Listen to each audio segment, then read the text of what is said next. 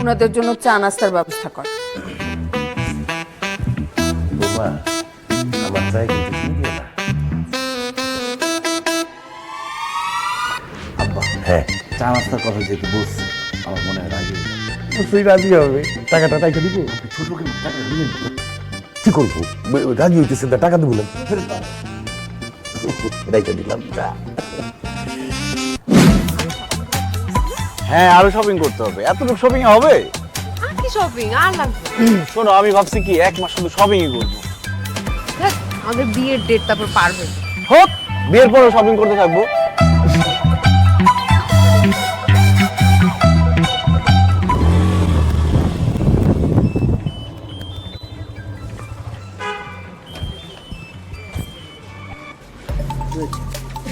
এই উনি এরকম ভাব নিতেছে কেন?